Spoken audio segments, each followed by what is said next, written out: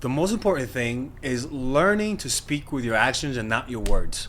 The more you speak, the more you reveal with your words, the less of an effect it's gonna have. Think about it, and this is something that's very linear. The more somebody speaks, the less you listen. The less you listen to them, unless they're on YouTube, and unless they're mindful attraction. Okay, the more they speak, the less they listen. But one of the things that people pay most attention to is actions without words. Actions without words have a mysterious quality to them. It forces you to pay attention. It forces you to interpret what the person is doing. What is the intentions behind their actions? And that's the beauty. You could verbally say you want one thing, but you could also equally through your nonverbal cues tell people you want something else. And that friction creates an obsession. It makes people pay closer attention to you. And if they have the inner potential to be able to love you, that could provoke a reaction where they fall in love. It's like this. Imagine you have a gene, a predisposition for a certain trait. And you know how certain predispositions are only activated, certain genes are activated through the environment. So for example, let's just say, God forbid, you have a predisposition for schizophrenia. And then you put yourself in an environment to activate that gene. Maybe you took shrooms, maybe you took ayahuasca, or even maybe you went to a 10-day retreat, and it activated a psychosis, a psychotic episode. All of a sudden, that gene gets activated, right? And where it was dormant. A lot of us, when we meet people, the love that we have for them is dormant because we actually have a connection with them. And sometimes you either need time or pain in order to activate that feeling or in order to turn on that gene. And some of these traits that I'm going to be talking to you, like speaking through your actions and not your word, which allows a friction. You could say, I don't want a relationship, but through your actions you show it. That friction, it's like turning on that gene. It's like creating the environment for that gene to be activated in. And so for example, you could say, I don't want love, I don't want a relationship, but then you give them a very, very thoughtful gift. Or maybe you do them a big favor, right? Or maybe you travel to where they are. In their minds, they're gonna say, okay, they say they don't want a relationship, but they're doing this for me. And that friction, it's like creating their environment that activates the gene. It is the stress that activates the gene. It is the friction between that creates the fire. Right? So it's always good not to for example, let's just say you have a surprise gift. Don't tell them you have a surprise gift. Don't say it. Just be more quiet about it, right? All of those things. Or let's just say you are going to you want marriage, right? For example, right? And you want marriage, but you don't want to be creepy about it. You could just say you don't want it, but then with your actions, you show it. The thing about it is that it's less intimidating. Telling people what you want creates psychological defenses. Doing it through your actions lowers defenses, but it also allows them to take in the idea. Like it's just more smoother. You're penetrating the membrane without hurting the organism per se. All right, so don't reveal your intentions. Speak through your words. It's like, for example, it's like saying, I fucking hate you. Okay, that'll get you. You're like, okay, dude, I don't know what the hell I did to you, but you hate me. But it's another thing for me to say I like you, but then through my actions I say I hate you. Which one do you think will be more mentally destabilizing? The action part, because it's confusing. That's what I'm trying to tell you, man, is that this, speaking through your actions, engages a person's brain with more intensity. And if there's potential for love, they'll fall in love a little bit quicker, right? Now, the next one is showing your constrained anger when they do something wrong. Nothing will turn people off more than rage, fucking Bronx type of rage, right?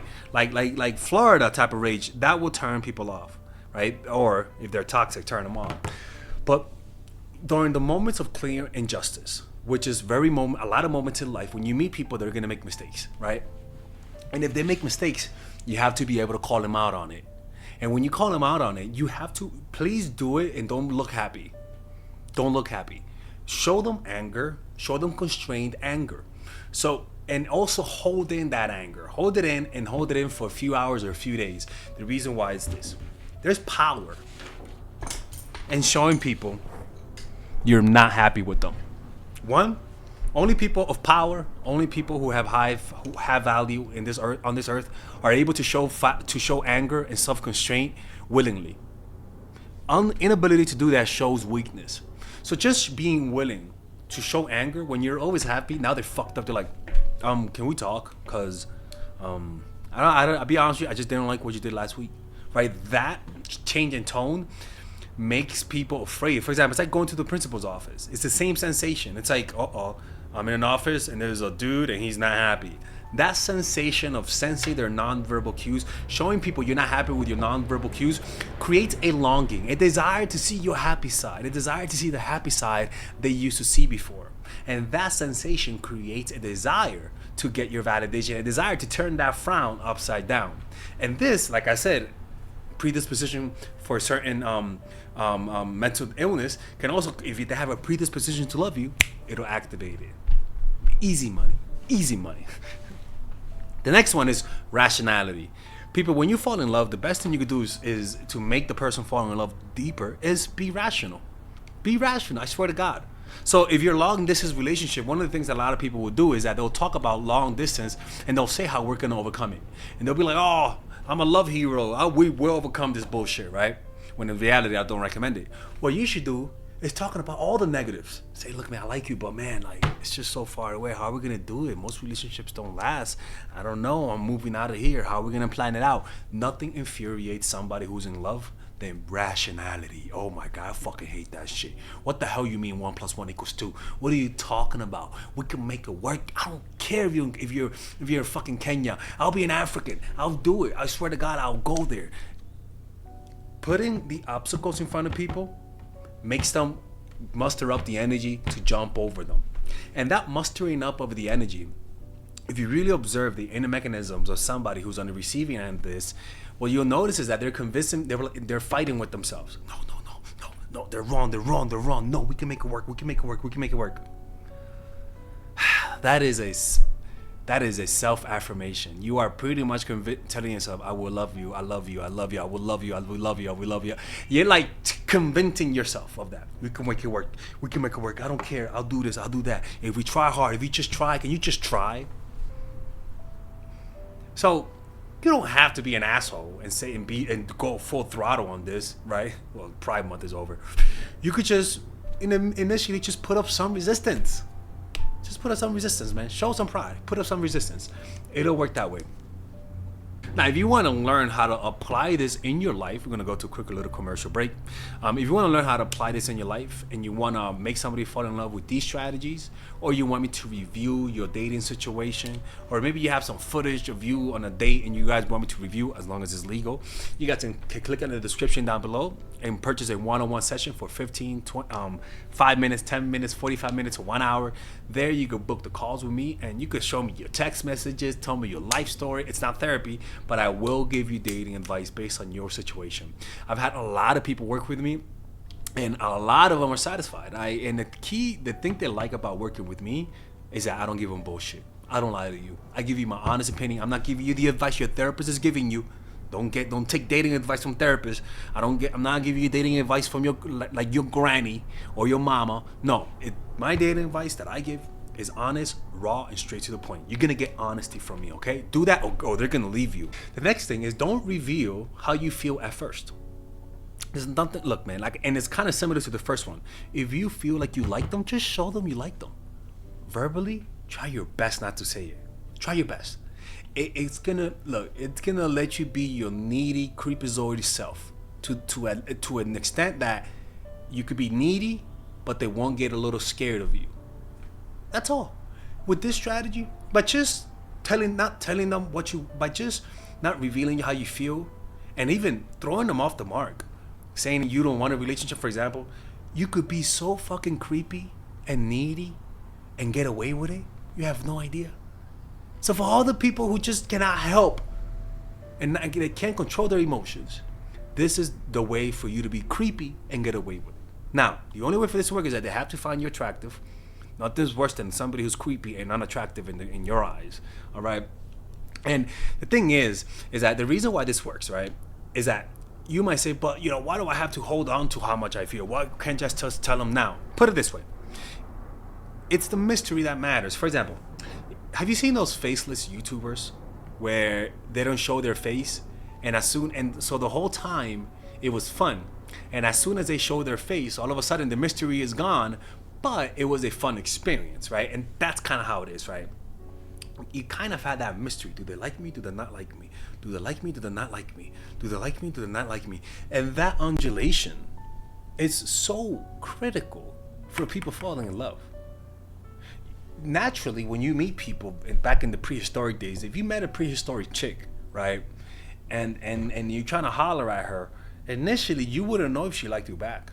You wouldn't, because she's gonna play coy, prehistoric coy, right? She doesn't want people to see her flirting, and so you're gonna have to wait a few weeks or months, depending on how they're counting time in that tribe, for you to find out. And in those moments, you don't know if they like you. You get glimpses that they like you, but you don't know.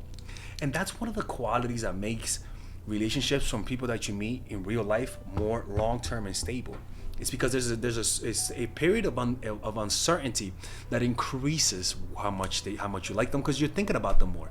But there's a settling aspect to when you know they like you. There's like and just notice how it is dating people you meet through your friends and you had to go through this versus dating people in real life and matching with them and you know they like you. That uncertainty period, honestly, is one of the most fun parts. It's honestly I think the best part about is that you flirt with people and you don't know if they like you, but you kind of get a sense. That it's such an important part of the dating process because it increases your value. Your value is so high in those moments that naturally there's a lowering of the value once you know they like you. But it's like when you meet on Tinder, you start here. But when you meet through real life, you start here because you don't know if they like you. So you lower, honestly, you're finally dating them, you guys kiss, the intensity lowers, it lowers. But not to the same degree as when you know them through your friends and family and you don't know if they like you. That is so important, man. And so that's why I tell people, just try to communicate that I don't know if I like you or not, right? Or better yet, meet people through your friends and don't show them how much you like them initially. I'm telling you, there's power in that. The Mindful Attraction University, taught by Professor Alex, where I teach you all of the strategies to improve your dating life and all of the courses that I have all in one place. And you can get it at a highly discounted rate. So that means you can purchase all of my basic courses without the bundles, usually at $600. You can purchase it now at $399, people, not $400. $399 for psychological purposes. Yeah, that's right. Oh my fucking God, he's showing us a scam. Yeah, that's right. Yeah, Father Alex does that. So that means you could get Emotional Mastery, the Psychological Game of Attraction, The Feminine Woman, Natural Chemistry, Charisma Blueprint, and Nice Girl at a discounted rate. But then, if you want to get the master's degree of the Mindful Attraction University, taught by Professor Alex, you can get the premium version, where usually all of the courses cost $1,200.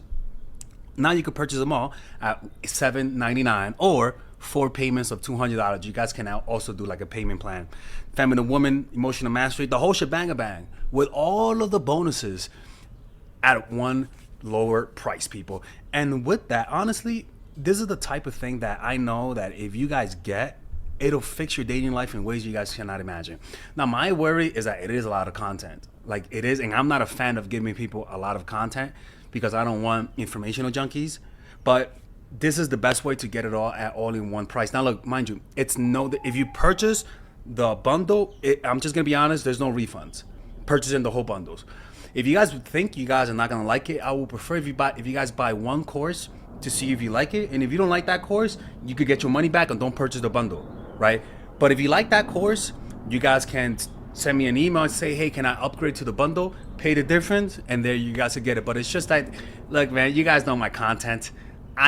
If you like one course, you like it all, right? So that's the only caveat. But I know damn well, if you purchase it, your dating life will never be the same. Okay? Now, for those who purchase the courses but want to add to the bundle, you guys can message me and maybe we could come up with a price so that you guys can get it while being able to not have to pay all the crazy prices, okay? So just click on the description down below. There you'll see the ability to purchase the Wifey basic package, which is the one that you see here for $399 without the bundles and without the bonuses. But if you guys want to purchase it with the bonuses, which is a lot of content, and I'm afraid because it's a lot of content, you guys can purchase it right here with either 4 payments of $200 or one-time payment of $7.99, right? And yeah, this is, and by the way, I made this design, you know, Father Radix is being inclusive here and stuff like that. Anyways, hopefully you guys enjoy this. Hopefully you guys can support the channel by purchasing those courses, and I'll see you guys inside. Bye-bye.